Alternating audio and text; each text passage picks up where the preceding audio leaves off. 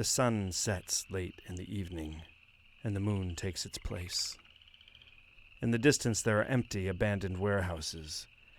Decaying and rotting, they wait for their masters who will never return.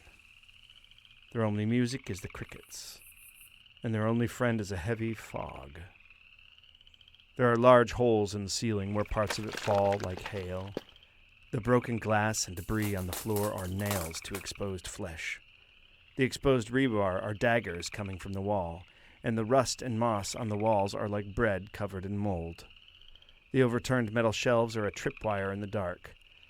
On most nights, one can navigate through one of the warehouses with just a flashlight.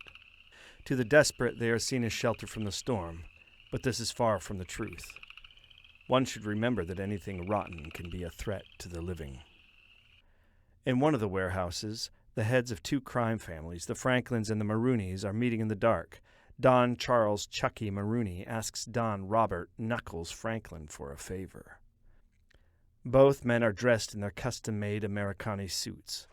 Franklin was calm like a riverbank in the woods.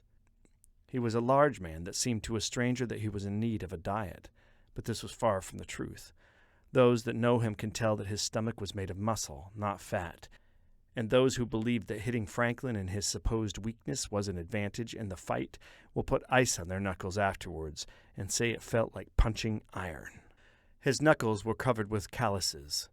He let his fists speak for him when words weren't enough.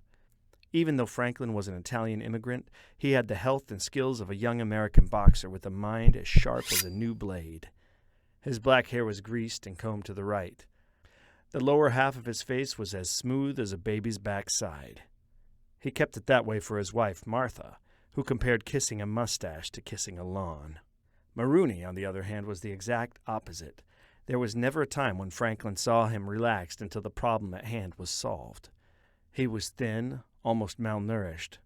His anxiety was like a minefield. One had to tiptoe carefully to avoid setting him off. He would sweat as if he were in a sauna, even if the room was cold as ice. He was smart, but he didn't have Franklin's knack for reading people. Some might call him blind to human nature. Both Dons brought 4 of their men with them for protection and privacy. 2 of Franklin's men, Jasper and Michael, guard the left side of the main entrance, and Marooney's 2 men, Riggs and Eddie, guard the right side of the main entrance. Inside the warehouse, the meeting is taking place in the back room on the left side of the building.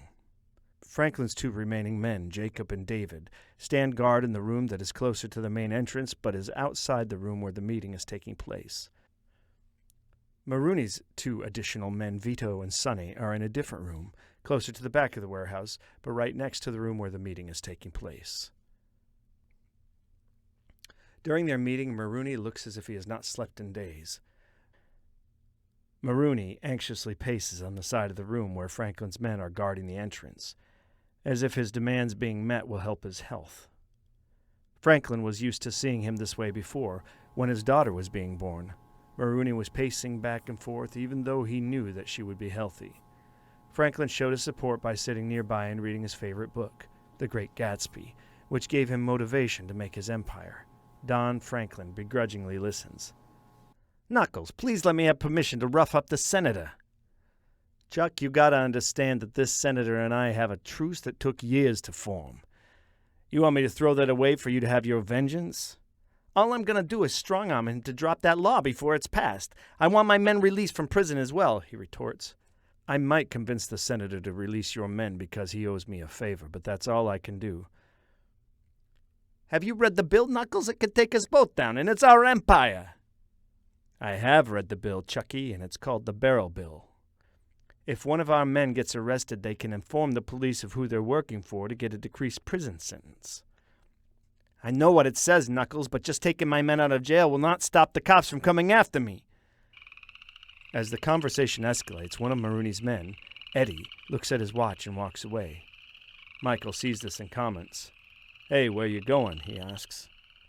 "The only reason you're not going to change the senator's mind is because you're about to be retired," Marooney yells. "The reason why I'm retiring is that I've seen too much death and losses from the business, Chuck. I lost my only brother to this," Franklin laments. "I just want to take Martha and leave all this death behind. It's too much for my soul to bear, don't you understand? Cries Franklin. Yeah, I understand, Maroney replies. As Jasper and Michael were standing guard, the remaining Riggs comes over and pulls a pack of cigarettes out of his pocket. Any of you guys smoke? He asks. Jasper and Michael look at each other before looking back at him. Sure, they answered, taking a cigarette each. I hate it when these meetings take too long, Riggs states as he lights a cigarette.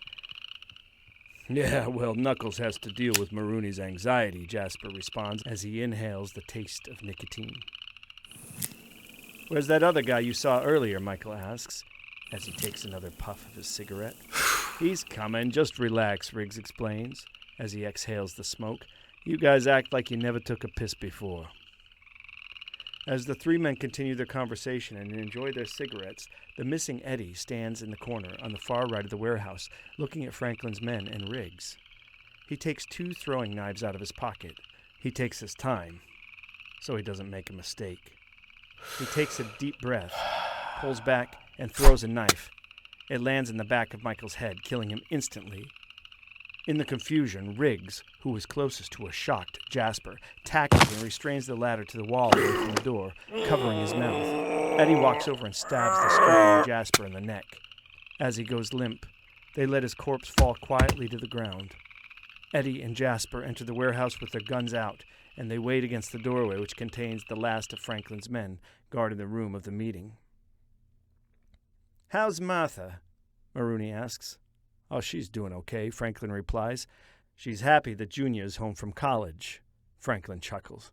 I didn't know that he was home, Franklin states. How long's he going to be staying? He asks. Oh, he'll be home a few weeks, Franklin answers. How are your kids, Chuck? They're fine. Jill's going to graduate this year, Maroney replies. So when are you going to retire, he asks. At the end of the month, in 2 weeks, Franklin answers. Martha and I are going to go on vacation. We just haven't decided on a location. Have you tried Tahiti? Maroney responds. When the wife and I went out there, I came back feeling like a wild stallion, if you know what I mean. Come on, Chuck. Franklin laughs. What happens in Tahiti? Before Franklin could finish the statement, Maroney's men enter the room and shoot Franklin's guards in the flurry. The men enter and surround Don Franklin with their guns aimed toward him. Franklin was surprised by Maroney's boldness as he realized the reason why his friend was anxious.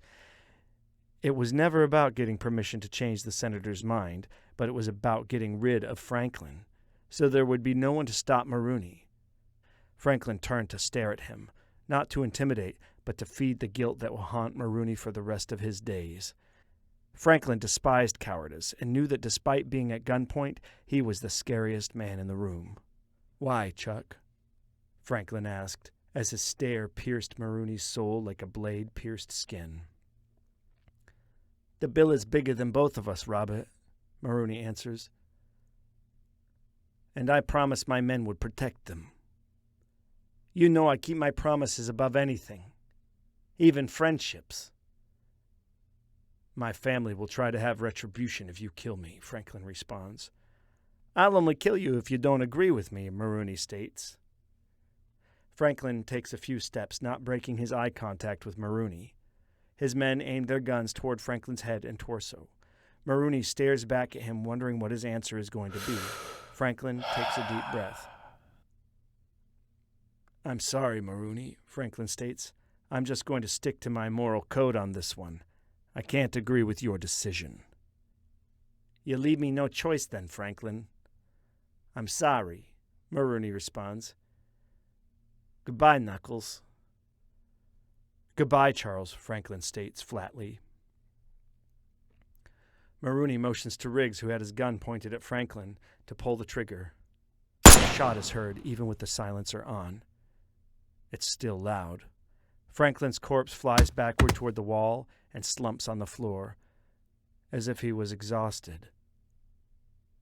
They look at the corpse that was once a living Robert Franklin.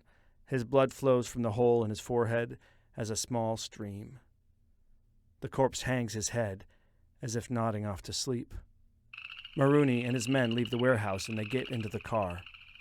Before they drive away, Maroney turns to Eddie, who listens. I want you to order some flowers. White roses, and send them to Martha and Junior, he commands as a tear sneaks off his face. If you want to get a free, completed copy of the book, subscribe to this YouTube channel and share this video with everyone you know. Send your email address to boomassociation42@gmail.com. When the channel has at least 100 subs, and when the book is finished, I'll send a PDF version of the book to you via email.